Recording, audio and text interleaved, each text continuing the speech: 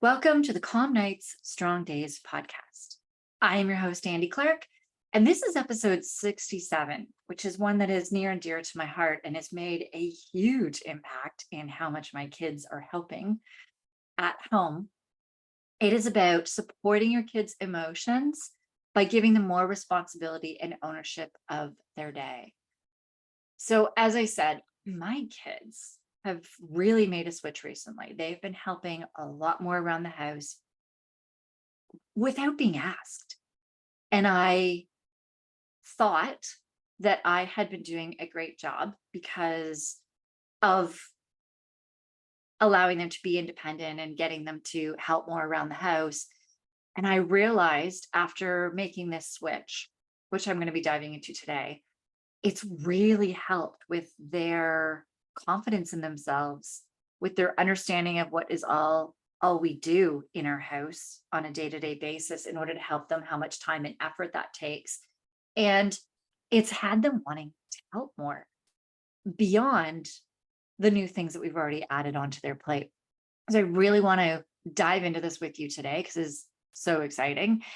And it really does help as well with those big emotions, because when a child feels like they are more in control and they are able to do things and their confidence increases, then a lot of those emotions as well are more regulated and in check. Their nervous system is more regulated and in check.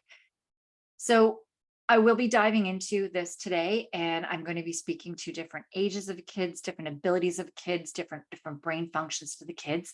I am going to try my best to be able to speak to so many different kids and where they're at. If I am missing your child, please message me. You can either email me. I have in the show notes as well a link to book a 30-minute call with me. Just book a call. I would love to learn about your kid. I would love to learn about them so that I can include more information in here about your kids. What I'm working on a lot in this is based off of my experience with my kids and the clients that I coach. So I would love to be able to expand on that and learn more about your kids and how I can best support you with this podcast, because this podcast is all about you. All right, so let's dive into this episode. So the other day, I was reading The Anxious Generation, which is about all different studies on kids between the ages of 10 to 15 of when smartphones became introduced and how a lot of things changed for kids. It is a very fascinating read, and it has opened my eyes to a lot of different ways that screens, you may have heard some other episodes of mine, or I've done interviews for other people solely on screen use with kids. I find it fascinating because my kids homeschool on screens. And screens are a big part of their life, and it's been teaching me how to really work with them. But one of the big chapters in that book was about the Let Grow organization. So it's letgrow.org. And they really work hard on advocating and teaching parents and schools how to let kids be more independent, how to let them take more ownership, more responsibility for things. And they've found in schools that have implemented these tactics, the behaviors have absolutely changed. The kids' confidence have changed, the way that they manage themselves. I mean, elementary schools. It has been phenomenal. I'm not going to be diving into their strategies and tips for that, but you can absolutely download. They have a lot of information for schools, for parents, and different ages of parents on their website to download and learn how to start implementing. And I mean, we've seen that too, where they've taken a lot of our things that we loved at playgrounds as we were younger because of the danger of it away. And now kids aren't able to experience as much like balancing and testing themselves and seeing where their limits are. And yes, some kids do get hurt. The thing that studies are showing, that they're showing, is the more that the kids are aware of their surroundings, the more that they are understanding how to live in their environment, how to maneuver around their environment, how to manage themselves, the more accountable they are, the more ownership they take, the more responsibility for themselves, the more mature they carry themselves themselves, the less emotional outbursts they have. So that is why I am diving in this today. And I've honestly seen this change in my kids. I mean, today, I mean, we just finished lunch and my one son started just cleaning off the table. Now he used to only clean his plate, which is something I'd always taught him to take his plate, clean his plate, his whole plate settings and everything. But he started cleaning everything else. He started cleaning, the other things that were in the middle of the table and started, getting the dishes done. And I'm just kind of looking around going, wow. We've been swimming recently too. And when we come back, sometimes he is putting his clothes downstairs and sometimes starting a load of laundry. And I've been kind of looking around thinking, who the heck is this kid? Because I'm not asking him to do these things. And I'm realizing it's because I have always wanted them to be like independent. And I thought that I was doing that by things like, having him clear his own plate and doing certain things. But as I've been implementing more of the strategies in the Let Grow org in their documents and giving them way more freedoms and being able to do so much more, I'm finding that it's compound effect. That's it. It's starting to compound into other things in our day and how we're doing it. Now, this won't be for all kids. My kids are two totally different personalities, but it's fascinating because my one child doesn't like to be told what to do, doesn't want to be in a box like myself. And the other child is the one that will do what he's told to do and is very, he doesn't like getting into trouble. At the same time, he's not motivated to self-do, that's not even a word, to self-initiate things on his own. And he's the one that's been doing the laundry and cleaning the tables. And the other one, like the other morning, I woke up and my younger has been waking up earlier and he made me breakfast. My breakfast was ready. It was my quinoa and berry cereal with applesauce that can be at its room temperature. And he had a note saying that, here's your breakfast. Love you. And it's just been fascinating. Like this never would have happened before. So that's why I'm diving into this. So the thing about this all is what I've been talking about a lot is promoting autonomy and critical thinking, which is encouraging each child to explore and discover their unique strengths and interests, where we're fostering this environment where they have autonomy to do things, but also the critical thinking ability to make the right decisions, especially when problems arise, when they're out on their own and things are happening, versus them just learning about conformity. Like you have to do this because of that. I so want to go on this tangent about schools on that. So I'll do it just super quick. But that is the thing that I find with schooling is kids go to school, they're told what they should do from the time that they get there to the time that they leave, how it should be scheduled, what they should learn, how they should learn. And we find that after kids quite often, if we're not working on these things outside of school, if we're not working on these things outside, like I remember when I went to university, so many of my friends didn't know how to get around the city.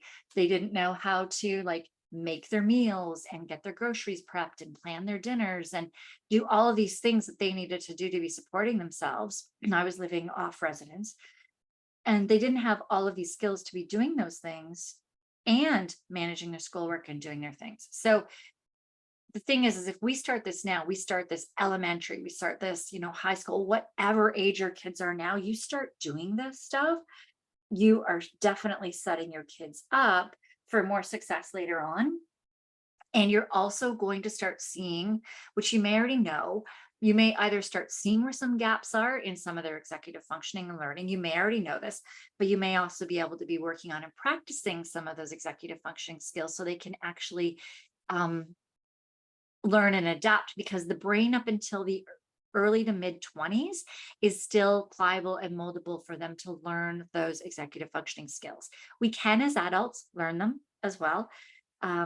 If we can't focus on things, we lose focus a lot. We struggle to plan and execute things like packing bags, getting ready, things are organized.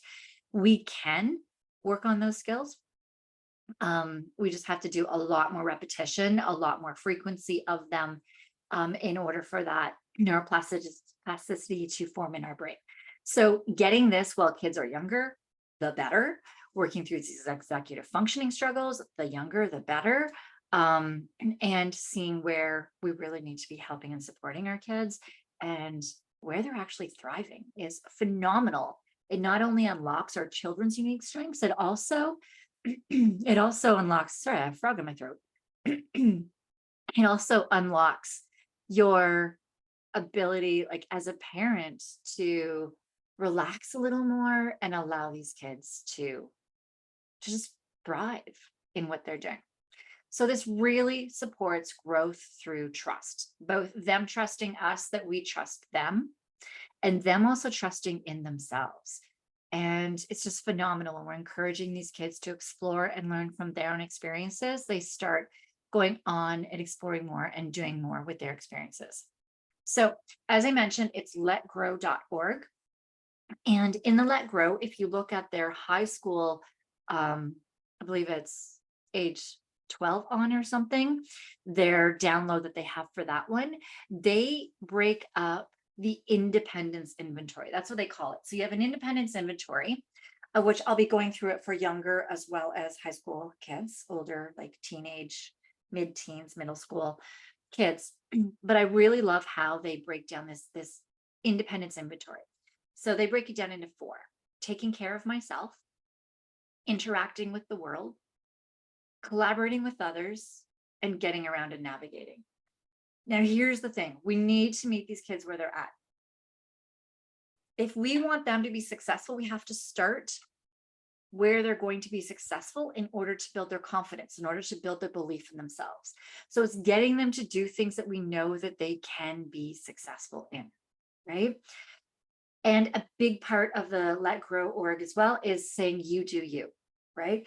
Do what works for you, your family, where you live, all of that. I live in a city. I live in the most multicultural city in Canada, in Toronto, right off of a big main street. So things that we have the opportunities or the opportunities to do, but also the, I guess, safety concerns are going to be different than somebody who is a lot more rural or that lives more in a suburban area. So it really is figuring this out to really make sure that it does work for you and for your child's level of ability.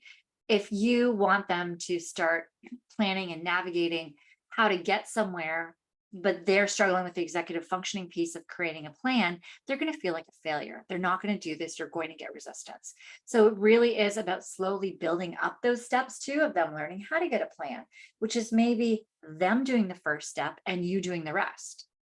And then you're doing the first, they start doing the first and the second step, and you do the rest, or you do things together. So I'm just even going to think of like for setting the table. And I'll give a couple of different examples because it's fascinating. So my one son can ask, what are we having for dinner? He knows. He's like, okay, is that bowls, plates, spoons, forks? Like kind of, he'll walk through what he thinks we're going to need based on what we said we're having, and he can go and set a table. He may miss condiments. So he still is missing a piece of that planning. So if we start planning it out, okay, plates or bowls, cutlery, drinks, water glasses, and what condiments need to be on the table. Kind of break those things down. Your child may only be able to do one, and it may be different. They may be able to get the plates out of the cupboard, or that might even be too much information based on where their executive functioning skills are, that it might be where you lay it out on the counter and be like, okay, plates, put those plates on the table. And you might have to tell them exactly where for the first little bit. And once they master that skill, where you can eventually give less direction and eventually say plates, and then eventually say set the table and the plates are on the counter and they go and do it, then you can add the next step. So this can be a work through time with kids while you're also working on their executive functioning skills to be able to help and teach them to do these things independently. We can't expect that they're going to know how to do them all or that they can execute, depending on where their executive functioning skills are. And I'm talking about this for older school kids as well. So for example, we always have kids at our house. So, and I get them to help with everything. I'm like, hey guys, we're about to eat. And I'm like, come and help set the table. So one of the kids came and helped right away. And he was all on board to help. He got the plates on the table, but then the cutlery came. And I had laid out, we already had condiments on the table. We were doing tacos. So we had like sour cream and salsa and tomatoes and guacamole and corn and beans. And so we had all of these different spoons and forks and different things that were out.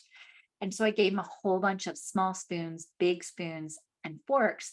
And I said, put these on the condiments, the small containers, small spoons, big containers, big spoons, and forks. And he took them and he looked at the table and went, oh, and he put them all back on the counter. I went, I'm not doing that. And then the other boy that was beside him went, oh, I'll do it. And this is what I love about neurodiverse kids that are together. Like, I love this, is that they don't even notice when one person is struggling with an executive functioning skill at times. If they can do it, they'll be like, oh, here, I'll do that for you. But meanwhile, it can be reversed on another skill. So this was something where I gave him too many pieces of information and directions. Had I just given him the small spoons and said, put these in the small containers, he would have done it.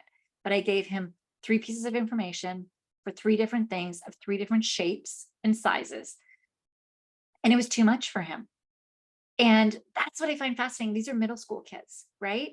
But that's an executive functioning skill. So sometimes this is what I really want to stress when you are giving these kids responsibilities and ownership and these things, is we have to also think of, where are they executive functioning, right? Where are their skills? Like, some kids can navigate like there's no tomorrow, and some kids can walk to the end of the street and be lost, right? So we have to really consider, where are their strengths and abilities, and we have to make sure that they are going to be successful so that they feel responsible. Now, this has been fascinating too, because my husband has been reading the co-regulation handbook. I'm going to write that down so I remember to put that in the show notes. Okay, the co-regulation handbook by Linda K. Murphy.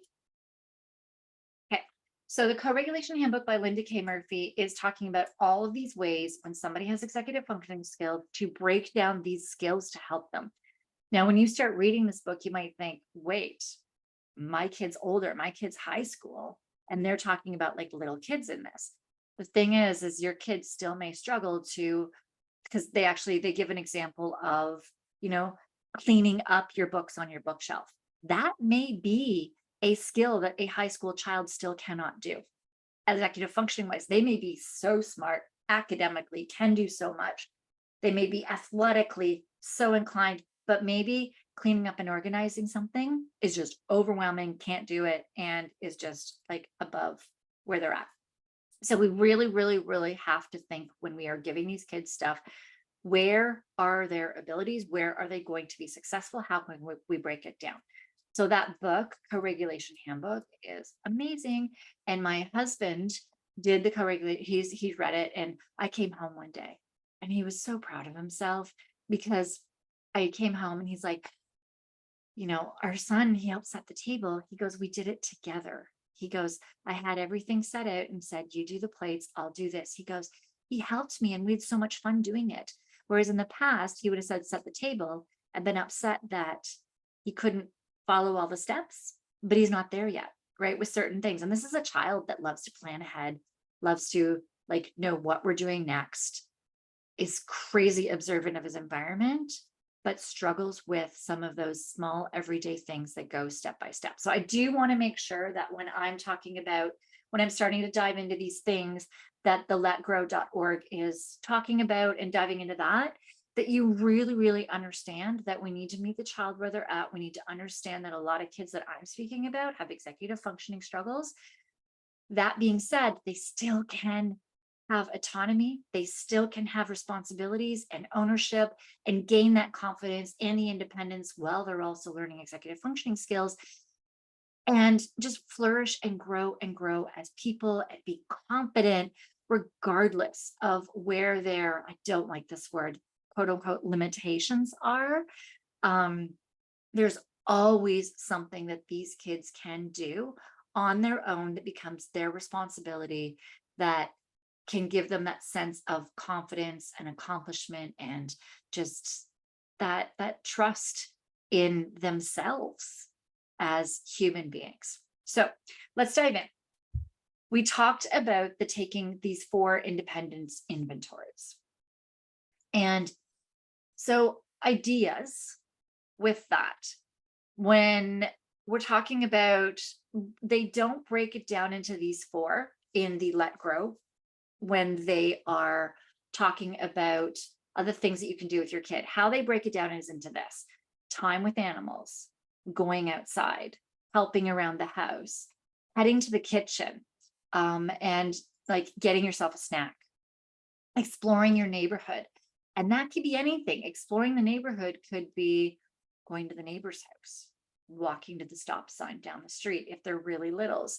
I know my kids go for a walk around the block every single morning to get sun in their eyes, and they look for the cats, right? So it's really about like, where is the ability, where are they in their abilities to do this? If it's somebody that's a runner, then it's something in the neighborhood, or sorry, something in your backyard, maybe asking them to go and get something for you in the backyard, even if you placed it there, you know, just getting them to start helping out a little more and creating and doing things, watering a garden, build and create, helping others, having fun with friends. And they start creating these. So in the Let Grow documents, if you download them, they break all of these down into ideas. So I'm giving you the topic titles, they break them down into ideas. Challenging yourself and increasing responsibility.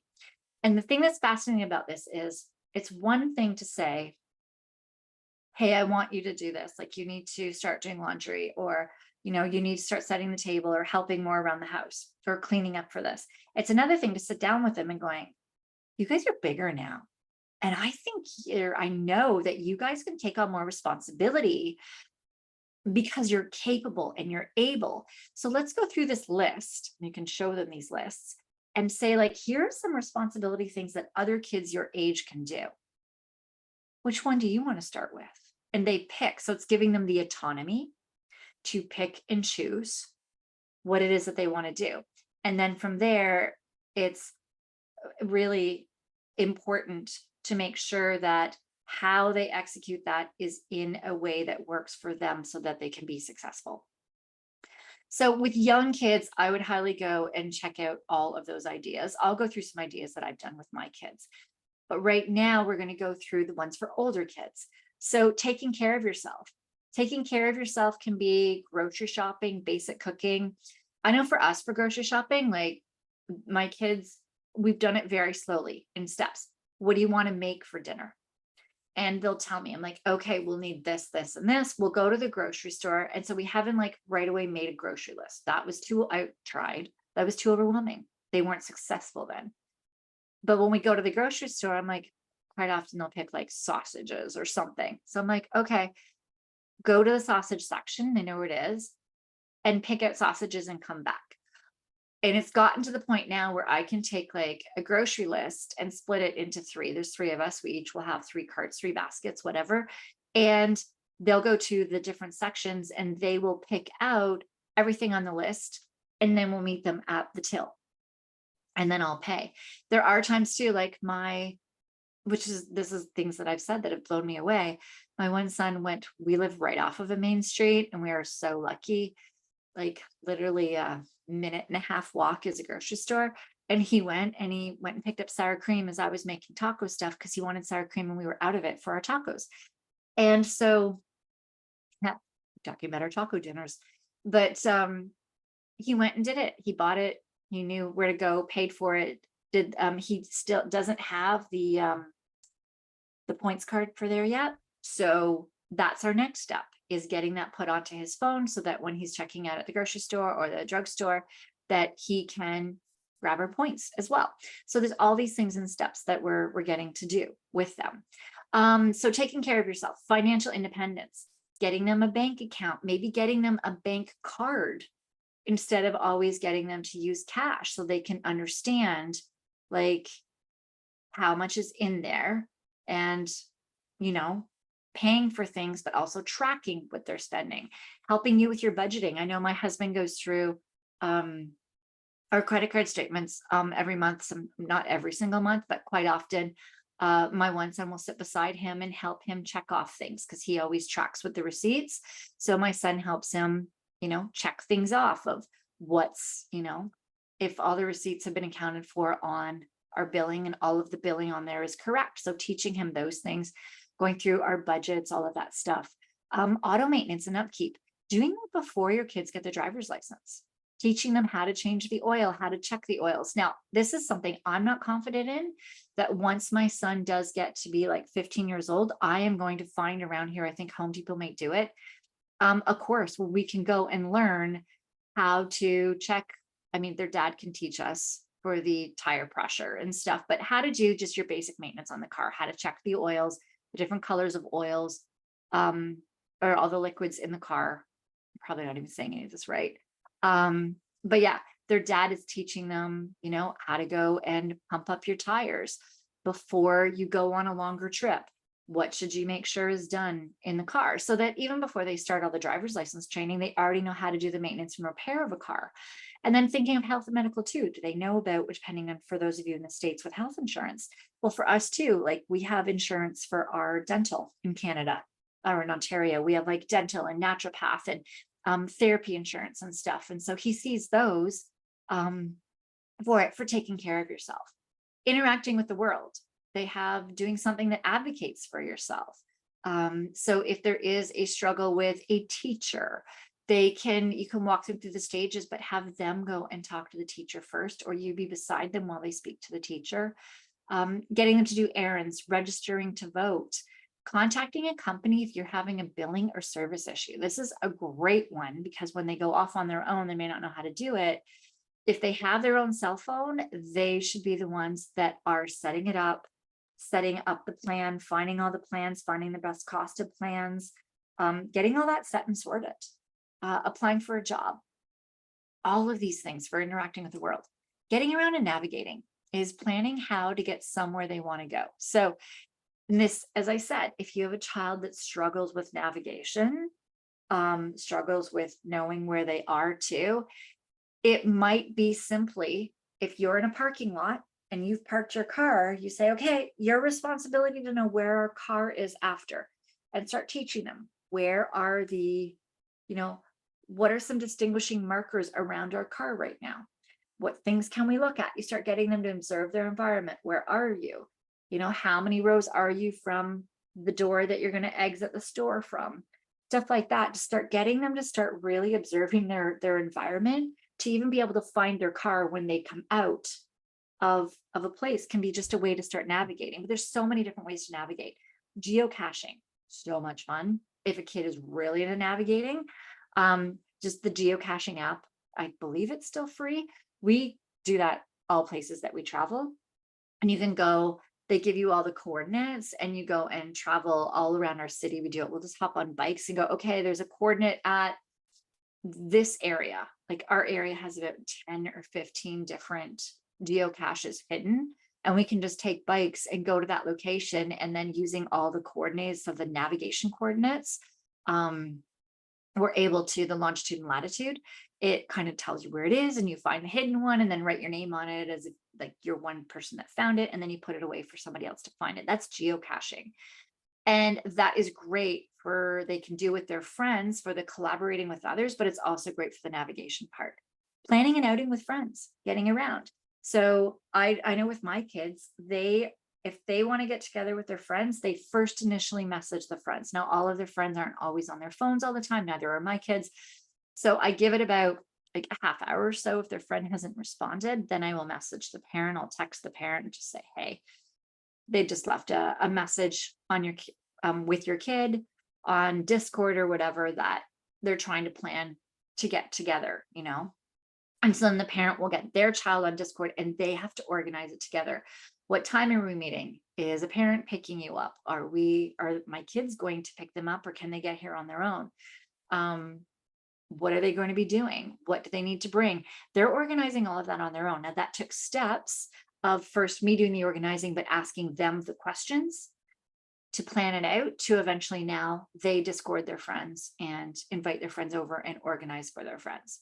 Collaborating with others is, yeah, organizing events and gatherings, flash mobs, scavenger hunts, all different kinds of things. They have a list of things for collaborating with others. Um, you could join some sort of an organization and work with them on teams, all kinds of stuff. So there's so many different things. And it's just fascinating, all of these different ways. And I love the different categories, because you might be strong in one category and maybe there's another category where like, not really, fitting that one. I know for us too, I mean, we are right in the city. We're right off of the main street. And so I know I've worked for years and years and years with my kids on like street safety, um, really watching who's coming down the sidewalk so that they know if they should get to it, like move a little, give the person a little more distance, um, crossing streets, navigating themselves. We've worked on so much of this that it started off where when we're on our way to Pokemon, we always walk. It's a 20-minute walk. And sometimes I'll just say to them, hey, I'm just going to pop into this store here. I'll meet you there. And what I do is I kind of just walk behind them and see how they're crossing the streets, how they're crossing the busy streets, and how they're navigating themselves, and see that they're doing it. And then now I actually do go into stores and now they can walk themselves there and back. The library is about 15 minutes away. So if there's books that are in that I've put on hold for them and they've arrived, I'll just give them my library card and say, hey, go to the library and go pick up those books. And they'll go, or they'll go drop off books and come back. So it's getting them to do more. Riding our bikes as well. We're amazing bike lanes here. The only thing is that they designed them so that we have sidewalk, bike lane, parked cars, live cars. So the live cars have to look in between parked cars to see bikes anytime that they want to turn onto a side street.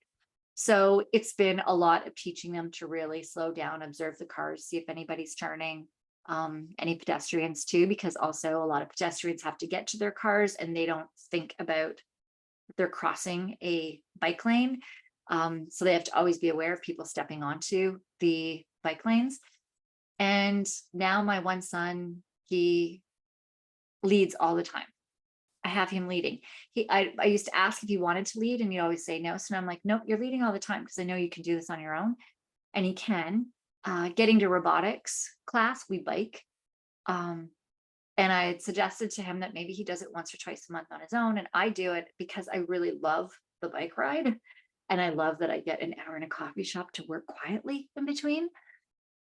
But he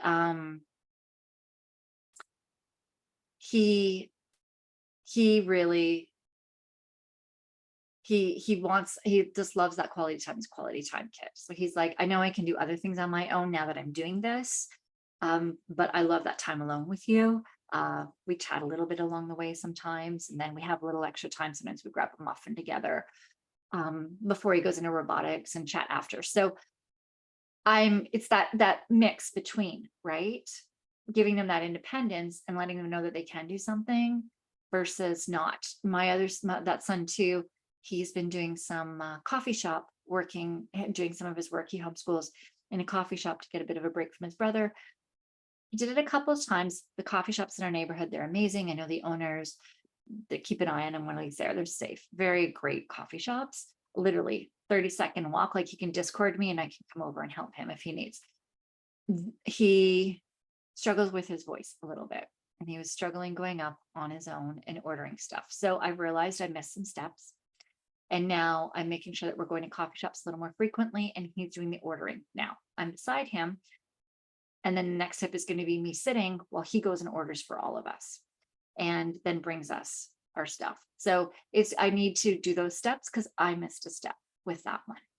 So really making sure that it works for your kids, but it is fascinating, like so fascinating how much more my kids are doing around the house since I started working all 4 of these quadrants. Like, it's been fascinating and eye-opening. I'm like, oh, why didn't I do this sooner? And then from this as well, what they talk about with the letgrow.org is having family discussions after. So you talk to them about that, like, how was that ride? How did it work? What would you do different next time? What would you do if your bike tire deflated, like you hit a nail or something and you're out? What would you do? How would you fix it? What would you do if this happened? What would you do if that happened? So you kind of can start asking them so that they can start thinking about it, so that if it does happen, they kind of have a bit of a plan in hand. It's so fascinating, all of the things that you can do. And it just becomes this balancing act, though, as I just said, of nurturing their independence while also ensuring their safety. And what I am learning is that I was so worried about their safety, truthfully. My husband's a police officer in the city. He sees the worst of the worst. I've worked with police officers, first responders for years, and hear so much. And when we're on social media too, just things just get sucked in and pulled our way so often. And I'm learning through them navigating on their own that I can trust them, that they've been brought up with the skills and the tools to be okay.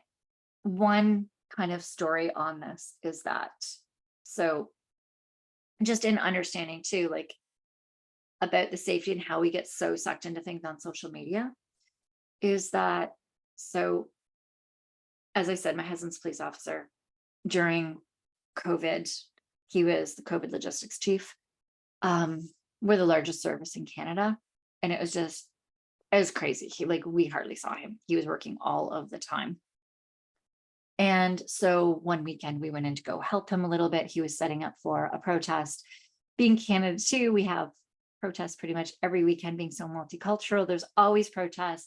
There were the anti and pro and of COVID and vaccines and masks and all of that stuff. Yeah,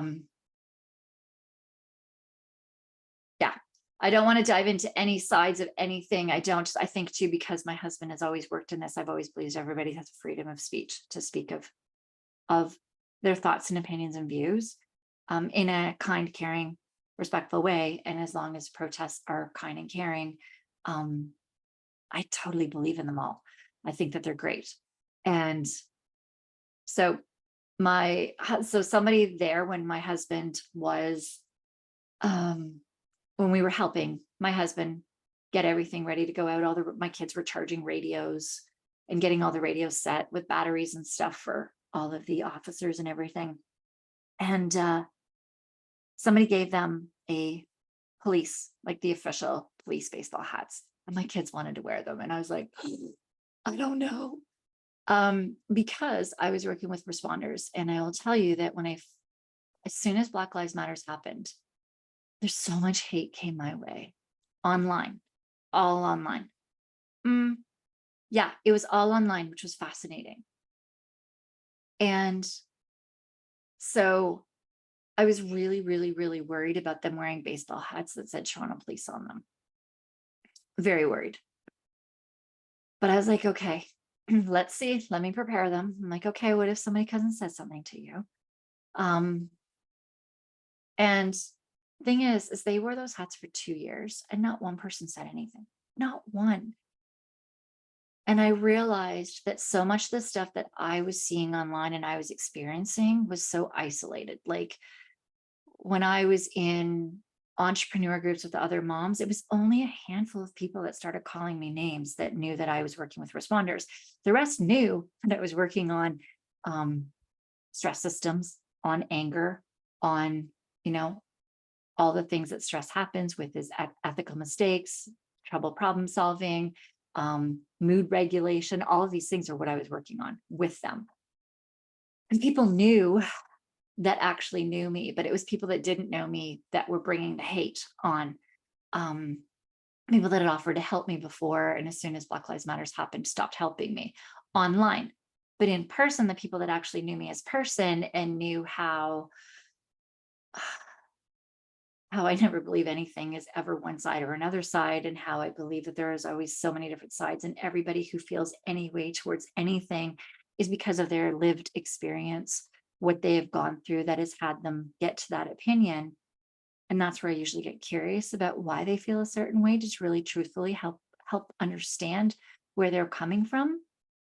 And so I started realizing when my kids wore those police hats that they were okay. Nothing happened to them. And that was a big concern for me. So this actually showed me that I need to trust more in their safety and their ability to be out there, but also teach them what happens when you get lost. Since they were little kids, we're like, if you can't see me, stand where you are. Stand where you are, keep turning around and looking for me and see if I'm waving at you or something. And because I'm like, my kids weren't wanderers. I'm like, I'm not going to be far from you. You just might not be able to see me in between all of the other kids and parents and stuff at the park. And and then if they ever did get lost, we're like, okay, if you ever get lost, go and ask another mom that you see with kids for help, or go into a store and ask them for help, or find a police officer, ask them for help. And it was like they knew their instructions of who to help. We had a song with my husband's and my phone numbers, so the kids knew our phone numbers. All of these things, like we'd already established a lot of those things ahead of time. So that's where I'm saying with all of this too, is there's steps to all of this, and it's doing the steps that need to be done in order to give your kids more responsibility, give their ownership in a way that will be safe for them, in a way that is comfortable for you. You're going to be pushing your kids out of their comfort zone, and they are going to be pushing you out of yours a little bit as well. And that's where the trust in your kids and their trust in you comes. And that's where their confidence comes from as well. All right. I hope this has been super helpful for you. The more autonomy we give kids, the more responsibility we give them, the more confidence they have, the more they are able to help their emotions. That being said, there are still executive functioning pieces. Their nervous system may be taxed. They may still have traumas. There's still going to be other pieces of the puzzle that are going to be affecting their emotions. You should, though, see a change, be it slight in their emotions, or be it a big change, when you are giving them more responsibility, more ownership, autonomy, allowing them to really use their critical thinking skills in their day. I hope that this episode has been valuable for you. Absolutely. Let me know if any of this resonated with you. I'm speaking to a screen, so it's really hard for me to know if what I'm saying is working or not working. I would love to hear from you. I would love to know how this is working for your kid. If you have any reservations, if you want to talk through anything with me, I have my link in the show notes for a 30-minute call with me to sit and chat over any of your thoughts. And I also have a Facebook group. Please join. It's where you're not going to feel alone as a parent in managing these kids with big emotions, kids with executive functioning skills, kids with traumas, in that are neurodiverse. So you're not alone in this. Join us, and I will see you in the next episode.